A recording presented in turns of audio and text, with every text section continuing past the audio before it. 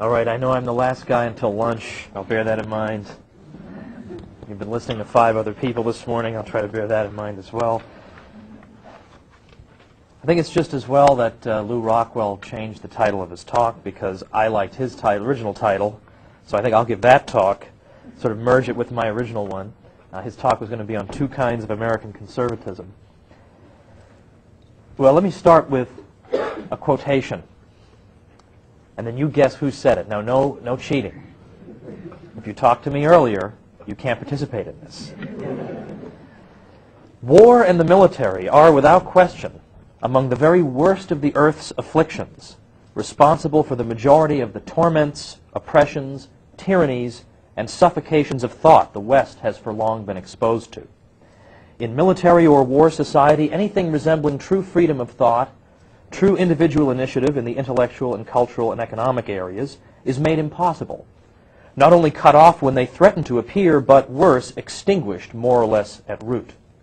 Between military and civil values there is, and always has been, relentless opposition. Well, who is this American-hating leftist, anyway? It's Robert Nisbet, one of the great conservatives of the post-war period, who went on to say, "Nothing has proved more destructive of kinship, religion, and local patriotisms than has war and the accompanying military mind." Well, that was Robert Nisbet in 1975, writing in his book Twilight of Authority, which is in its 30th anniversary year this year. Now, George Nash has a book called The Conservative Intellectual Movement Since 1945, which classifies conservative thinkers into 3 different groups, and the group that he calls traditional conservatives or traditionalists, he names 3 people as being the key intellectuals who fall into that category. And those 3 are Russell Kirk, Richard Weaver, and Robert Nisbet. Now, needless to say, today Nisbet wouldn't be getting too many invites to various conservative conferences. To the contrary, he would be dismissed again as an America hater, self-hater, or whatever. But the fact is that when he wrote Twilight of Authority, if you look at the blurbs on the back, we've got all this stuff talking about what an instant classic it is. So there was a time when you were allowed to say things like this without being smeared or whatever written out of existence. Well, first of all, who is Robert Nisbet? Well, he's an extraordinary figure when you look at his career because he's first of all, he's born in California around 1913. He died, I think, in 96 or in the 90s. He was educated at Berkeley, undergraduate and graduate, then joined the faculty there. Actually fought in World War II. Spent a portion of his career in Arizona and then at Columbia University. He was even at AEI for a couple of years, American Enterprise Institute, from 1978 to 1980. And he's the author of about 17 books and the editor of a number of others, and a man of tremendous influence, so that even if, as his biographer, Brad Lowell Stone, points out, even his opponents concede that he's one of the great and influential social thinkers of the 20th century. So he is a man of no few credentials. Well, when you look at Twilight of Authority, or in fact much of his corpus of work, you discover here a neglected tradition of American conservatism, which makes Nisbet worth revisiting. He both represents an alternative for what passes for conservatism today, and by way of contrast highlights really the worst bits of what we are forced to endure when we watch some of these programs or listen to some of these right-wing radio people. Now, fascism is a difficult word, of course, because there are all kinds of connotations associated with it. And I don't want to say that present-day conservatives are all, without exception, fascists, because that would not be quite accurate. However, there are a couple of characteristic features of fascism that we ought to keep in mind as we proceed in this discussion. For one thing, there is this fascination with the military and martial virtues, and the idea of applying wartime practice to peacetime. The fascists typically were very moved and impressed by their experiences with World War I. What moved them was that during the war, they found that there was the subordination of private interests to public ends. There was the suppression of lesser allegiances in favor of a larger national patriotism. There was the suppression of individual liberty. And in effect, this wartime model of how the war was run would now be applied to peacetime governance. There's also this idea, this excessive emphasis on the leader who at once represents the will of the people and at the same time transcends the petty private interests of which society is composed. That is, I think, the way in which Hitler might have claimed that he actually is the most democratic figure, because unlike in a democracy, typical democracy where people vote and you have influence peddling and lobbyists and interest groups, well, Hitler rises above those things because he embodies the will of the people and he can directly do that will without running into any of those encumbrances. Now, Nisbet, as I say, Nisbet was a man of extraordinary output, and so I don't simply want to focus on Twilight of Authority. I don't want you to leave thinking that's the only thing he did, but given that it is 30 years old, and it's a nice round number, and I want to commemorate it, I am going to make particular note of this, but he was a guy who is sort of like Stephen King in fiction. He's just like you imagine him at the typewriter all the time. In fact, Nisbet said that he hoped he would die over his typewriter.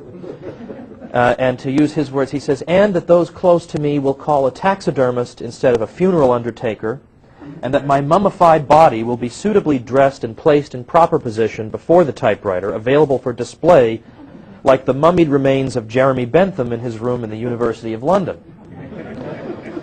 He said, "Perhaps Berkeley in some room on the 4th floor of Wheeler Hall would be willing to provide permanent quarters.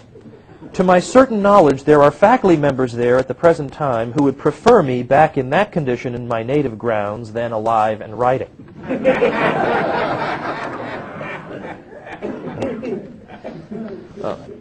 Well, in any event, his book, The Quest for Community, is, I think, a tremendous book, 1953. One of the points he makes there is that the medieval order was characterized by the dispersal of power and by multiple jurisdictions, whereas modern political thinkers, not without exception, but the great bulk of them, he says, postulate as the ideal political order a unitary, all-powerful central state ruling over an undifferentiated aggregate of individuals, and which is legally and temporally prior and superior to all subsidiary associations. This became the model of political association throughout the West, particularly since the French Revolution. Every competing center of authority, whether family, local community, church, or any number of others, was increasingly subordinated to the central state. Now, Nisbet says that part of the reason that totalitarianism enjoyed such triumphs during the 20th century was that deracinated men, stripped of the traditional social identities that these intermediary associations had once provided them, longed for something to put in their place. That sense of belonging was fulfilled for some in the totalitarian state, which developed upon the ruins of those very associations, and which offered the individual membership in something greater than himself. Now, much as Nisbet deplored the centralization of power that continued apace in the United States during his lifetime, Nisbet would never have confused his country with a totalitarian state of the sort with which the last century was riddled, last century being the 20th. But still, Nisbet certainly noticed analogous trends toward the centralization of power in Washington, and in the hands of the president in particular, at the expense of smaller and more immediate associations. The conservative movement today, by and large convinced that one of their own is in the White House, has exhibited no discernible concern over the growth in executive power. And by the way, even if you're going to object, well, wait a minute, I heard one conservative 3 days ago say that he's slightly concerned about the president. Well, even those conservatives who say something like that, they always rally to him. As soon as Ted Kennedy has an unkind word for the president, well, they'll rally right to him, right on back. The modern-day cult of personality that surrounds the president probably originated with the ebullient and idiosyncratic Theodore Roosevelt, whose great variety of interests, along with his sheer energy, attracted the rapt attention of so many Americans. I have a chapter on Theodore Roosevelt in the book Reassessing the Presidency out here. In addition to these accidents of personality, TR also brought with him a full-fledged philosophy of the presidency, not entirely dissimilar to that of his supposed arch-enemy, Woodrow Wilson. TR contended that the burden of proof was on those who would restrain presidential power. For him, it was enough that a proposed presidential action was not prohibited by the Constitution. He likewise described the executive branch in general and the president in particular as the unique spokesman of a single American people. since he alone occupied an office in whose election all Americans participated. Parenthetically, I might note that John C. Calhoun, ever the spoiler, many decades earlier had memorably observed that, strictly speaking, there is no such thing as the American people, since such an aggregate has no place in our decentralized political order. There's the people of Massachusetts, people of Vermont, but there is no such thing as the American people. But here, in effect, here we see the beginnings of this a kind of superstitious reverence toward the president, because he is, what is he? He's the spokesman of the will of the people. It already is beginning with T.R., arguably with Lincoln, but certainly with T.R. These principles, combined with T.R.'s anxiousness to have a hand in everything, led to a dramatic elevation in the vigor and visibility of the presidency. For instance, T.R. once convened a conference at the White House to discuss how rough play in college football might be addressed. Now, we would think nothing of this today. The president holds a conference like this, but in 1903, this still seemed odd, that we would need the president of the United States to deal with a matter that you would think civil society could manage on its own. And I've often pointed out that it's no coincidence that the number of executive orders issued by the president exploded under T.R.'s watch, since they comported so well with his philosophy of the presidency. Presidents Hayes and Garfield had each issued no executive orders. Chester Arthur issued 3. Grover Cleveland in his first term, 6. Benjamin Harrison, 4. Cleveland in his second term, 71, and McKinley, 51. In T.R.'s nearly 2 terms in the office, he issued 1,006 presidential executive orders. Now, at least some conservatives were heard to complain when the Clinton administration's Paul Begala, speaking of executive orders, gleefully squawked, "Stroke of the pen, law of the land, kinda cool." But the number of conservative critiques of executive power run amok that we have heard since the accession of Bush 43 can safely be rounded off to 0. Now, whatever the explanation for this silence, it is probably not this president's scrupulous restraint and modesty in his exercise of presidential power. Now, Nisbet saw and deplored all of this, but what particularly disturbed him was the eerie and almost grotesque mystique that had come to surround the American president. Not only what the president thinks on a given public issue, Nisbet wrote, but also what he wears, whom he dines with, what major ball or banquet he may choose to give, and what his views are on the most trivial or cosmic of questions. All of this has grown exponentially in the regard lavished by press and lesser political figures upon the presidency during the past 4 decades. And Nisbet went on to point out that he saw monarchical pretensions in all this, because the first care of royalty, he said, is that of being constantly visible and naturally in the best and most contrived possible light for the people. Nisbet likewise spoke of a regard for the monarch that makes him virtually sacred in presence, that thereby gives his person a privileged status in all communications, and that creates inevitably the psychology of constant, unremitting protection of the president, not merely from physical harm, but also from unwelcome news, advice, counsel, and even contact with officers of government. Well, apart from the last point, which may be a reference to the special relationship Nixon had with Kissinger when it came to foreign policy decisions, the resemblance of Nisbet's description to the reality of the Bush presidency is rather too great to escape notice. Now, in case comparing the president to the kings of yore seems overwrought, Nisbet invites us to consider the nature of the official iconography, ceremony, and architecture that has come to surround the American presidency. He quotes an article from the New York Times written by Russell Baker that read as follows: "The Rayburn Building dwarfs the form of the Caesars. Mussolini would have sobbed in envy.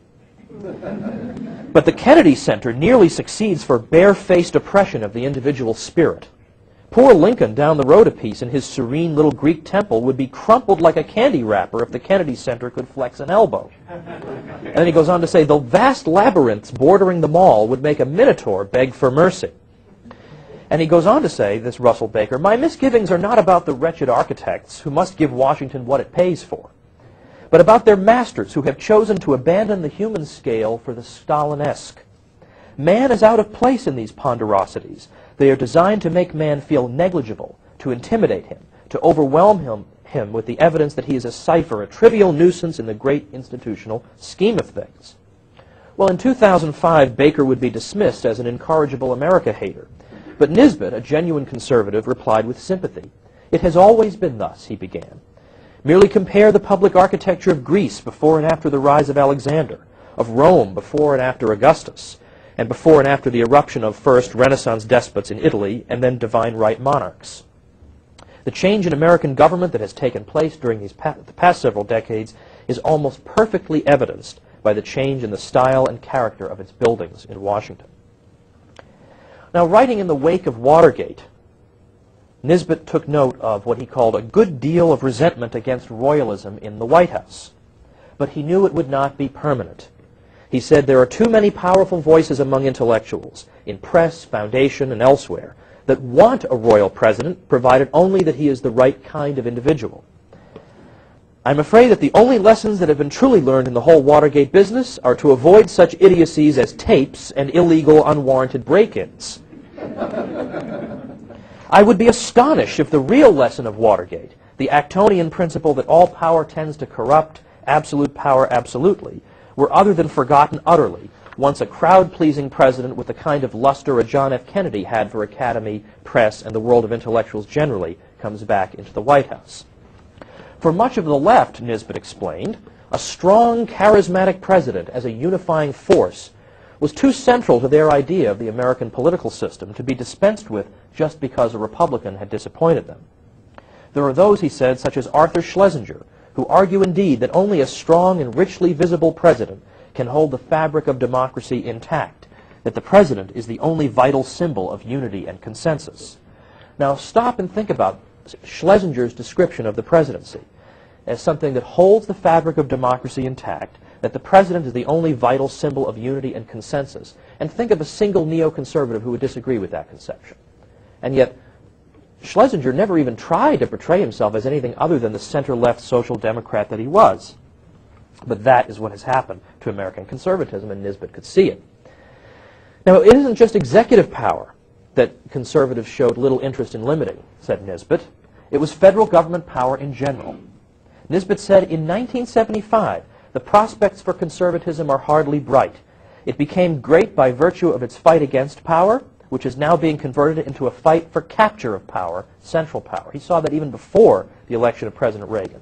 Now, 11 years later, in 1986, Nisbet's bleak assessment of conservatism had not improved.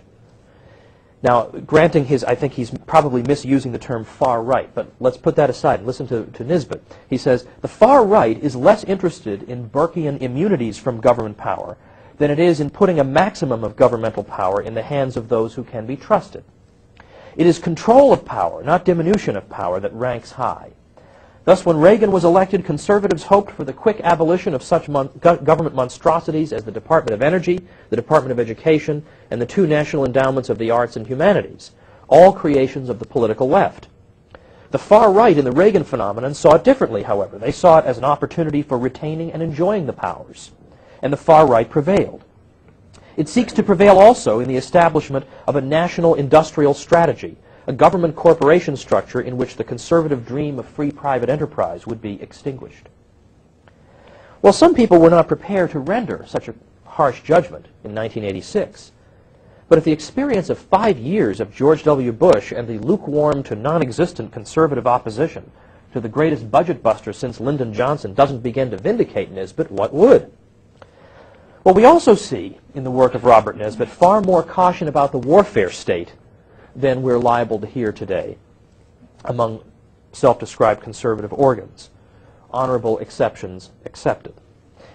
There was, first of all, according to Nisbet, a connection between war and the growth in executive power that we've already heard him to deplore. Here's Nisbet again considered to be one of the top 3 most influential and important traditionalists since World War II. He says, the day is long past when the phrase national security was restricted to what is required in actual war. As everyone knows, it has been, since World War II under FDR, a constantly widening cloak or umbrella for governmental actions of every conceivable degree of power, stealth, and cunning by an ever-expanding corps of government officials. As we now know in detail, the utilization of the FBI and other paramilitary agencies by presidents and other high executive department officers for the purposes of eavesdropping, electronic bugging, and similarly intimate penetrations of individual privacy goes straight back to FDR, and the practice has only intensified and widened ever since. Naturally, all such royalist invasions have been justified right down to Watergate under the name of national security. The record is clear and detailed that national security cover-up has been a practice of each of the presidents since FDR. Well, Nisbet, in another context, noted that of all the misapplications of the word conservative in recent memory, he said that the most amusing, in a historical light, is surely the application of conservative to great increases in military expenditures. For in America throughout the 20th century, and including 4 substantial wars abroad, conservatives had been steadfastly the voices of non-inflationary military budgets and of an emphasis on trade in the world instead of American nationalism. In the 2 world wars, in Korea and in Vietnam, the leaders of American entry into war were such renowned liberal progressives as Woodrow Wilson, Franklin Roosevelt, Harry Truman, and John F. Kennedy. In all 4 episodes, conservatives, both in the national government and in the rank and file, were largely hostile to intervention, were isolationists indeed. Even in the rhetoric of Reagan, Nisbet could find much to disturb a traditional conservative. Nisbet says this: President Reagan's deepest soul is not Republican conservative, but New Deal, Second World War Democrat. Thus his well-noted preference for citing FDR and Kennedy as noble precedents for his actions, rather than Coolidge, Hoover, or even Eisenhower. The word revolution springs lightly from his lips for anything from tax reform to narcotics prosecution. Reagan's passion for crusades, moral and military, is scarcely American conservative. Nisbet was also careful to remind conservatives that, in fact, the practice of war brings into the national consciousness and into national practice features that they themselves, allegedly at least, should not like. In particular, there's a reason, he says, that the left has not exactly been averse to war. I wrote an article, I think it was earlier this year, or I don't know, I wrote some article about how the left in America has not consistently been anti-war. Now, there are some exceptions, some hard leftists who've been consistent and good. But typically, the left was all in favor of entering World War I. I give all these examples, and this is not, but my original title for that article was, which I liked, they didn't use it. My title was Make War Not Love. But left-wing warmongers, but this is not a coincidence, and Nisbet explains some of this. He says that, don't forget that there's wartime economic planning that takes place during massive wars. And when the Great Depression came, this national experience of wartime economic planning, well, naturally reappeared. He says that the rallying cry became, we planned in war, so let's plan now. Let's, in fact, take some of the same people who planned during war and bring them back. War symbolism was ubiquitous in the imagery adopted by the New Deal. In fact, as Nisbet says, in terms of frequency of use of such symbols by the national government, not even Hitler's Germany outdid our propagandists. He says that the left likes some of the accompaniments of large-scale war, the opportunities created for central planning of the economy, for preemption of legislative functions, and other such pursuits. It is in time of war that many of the reforms first advocated by socialists have been accepted by capitalist governments and made parts of the structures of their societies. Equalization of wealth, progressive taxation, nationalization of industries, and he goes on and gives many, many other examples, were all achieved or advanced under the impress of war. He also talks about the revolutionary nature of war, and I'll tie this up in 2 minutes, but I think I started about 10 minutes late, so we'll just do about 2 more minutes. He says that, and I love this quotation, he says, there is much in common between the militarist and the revolutionist in the view each takes of traditional civil society, its privileges, immunities, and conventional authorities. To both mentalities, the militarist and the revolutionist, this society, especially in its modern capitalist form, can seem egoistic, venal, needlessly competitive, often corrupt, and fettered by privilege unearned. And this I love. Careful reading of the memoirs of the great generals in history will, I am sure, reveal as much distaste for all this as one finds in the memoirs of revolutionists. I have to mention, by the way, another quick military quotation from Nisbet, who also says in Twilight of Authority, quote, it used to be said that there was a good deal in common psychologically between the kind of soldier who could win a Congressional Medal of Honor or even a Silver Star and the kind of individual we label psychopath in civil life. Napoleon, he reminds conservatives, was a perfect exemplar of revolution as well as of war, not merely in France, but throughout almost all of Europe and even beyond. Marx and Engels were both keen students of war, profoundly appreciative of its properties with respect to large-scale institutional change. From Trotsky and his Red Army down to Mao in China, the uniform of the soldier has been the uniform of the revolutionist. Well, ultimately, just wrapping things up then, one of the worst aspects of the collapse of the type of conservatism that Robert Nisbet represented, that was genuinely suspicious of power, genuinely suspicious of executive power, who was appalled at the disgusting and superstitious reverence shown to the leader, and who warned about the warfare state, is that my children have to grow up in a world in which the alternative to leftism that's presented to them is Rush Limbaugh. That's what they have. That's the world they're growing up in. That if you don't favor leftism, you have to favor this. That, to me, is why an institution like the Mises Institute is so important, because it shows this is a false choice. You don't have to be a Rush Limbaugh right-winger, so-called, and you don't have to be Hillary Clinton either. You know, there is something else you can be in your life.